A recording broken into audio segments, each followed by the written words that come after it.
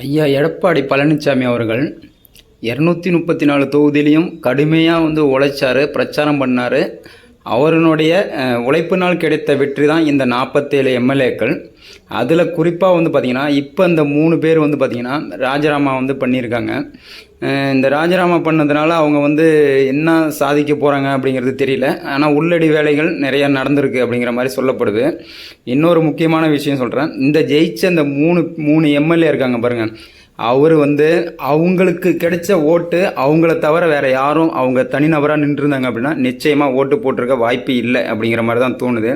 என்னை பொறுத்தவரைக்கும் இல்லை, தமிழ்நாட்டு மக்களை பொறுத்த வரைக்கும் நீங்கள் நின்று ஜெயிச்ச அந்த தொகுதிகள் இருக்குது பாருங்கள், அதுக்கு ஐயா எடப்பாடியாருக்கு அவர் பேச்சை கேட்டு அவர் முகத்துக்காக அவருடைய திறமையை பார்த்து அவருடைய நிர்வாக திறமையை பார்த்து தான் மக்கள் வாக்களிச்சிருக்காங்க. மக்கள் உங்களுக்கு வாக்களிக்கலை.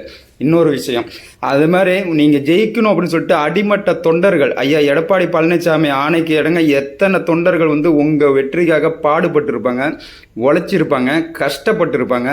இந்த வயசுலேயும் ஐயா எடப்பாடி பழனிசாமி அவர் உங்களுக்காக நீங்கள் ஜெயிக்கணும் அப்படிங்கிறதுக்காக, கட்சி ஜெயிக்கணும் அப்படிங்கிறதுக்காக எவ்வளவோ பாடுபட்டார். அதுக்கு நீங்கள் சொம்பு தூக்குற மாதிரி சில காரணங்கள் சொல்கிறீங்க. எடப்பாடி ஐயா பழனிசாமி திமுக கூட கூட்டணி வைக்கிற மாதிரி இருந்தாங்க அப்படிங்கிற மாதிரி சொல்கிறீங்க. அப்படி ஒரு வேலை அது உண்மையாக இருந்தாலும் கூட அவர் கட்சியை 2ஆம் தர கட்சியை அவர் கொண்டு போய் சேர்க்கலை. நான் தான் முதலமைச்சர் அப்படின்னு சொல்லியிருக்காரு அப்படிங்கிற மாதிரி நியூஸ் வருது. ஒருவேளை அப்படி சொல்லியிருந்தா அது என்னை பொறுத்தவரைக்கும் ஒரு பெரிய தவறா அப்படிங்கிற மாதிரி படலை. ஏன் இதை நான் அப்படி சொல்கிறேன் அப்படின்னாக்கா, அவர் உங்களை மாதிரி இன்னொரு கட்சிக்கு போயிட்டு அடிமையாக இருக்க விரும்பலை. அவர் நம்மளுடைய கட்சி எழுந்து நிற்க தான் அவர் பார்த்தாரே தவிர, சொந்த கட்சிக்கு இந்த மாதிரி துரோகம் பண்ணக்கூடிய நீங்கள் தமிழ்நாட்டில் எந்த தொகுதியில் நின்னாலும் மக்கள் உங்களை பற்றி என்ன நினைப்பாங்க, எந்த மூஞ்சை வச்சுக்கிட்டு நீங்கள் போய் மக்கள்கிட்ட போயிட்டு எப்படி நீங்கள் ஓட்டு கேட்பீங்க அப்படிங்கிறது தெரியல. என்னதான் இருந்தாலும் எடப்பாடி ஐயா அவர்கள் மாதிரி ஒரு சுத்தமான மனிதரை தமிழ்நாடு மக்கள் பார்த்ததில்லை. நன்றி, வணக்கம்.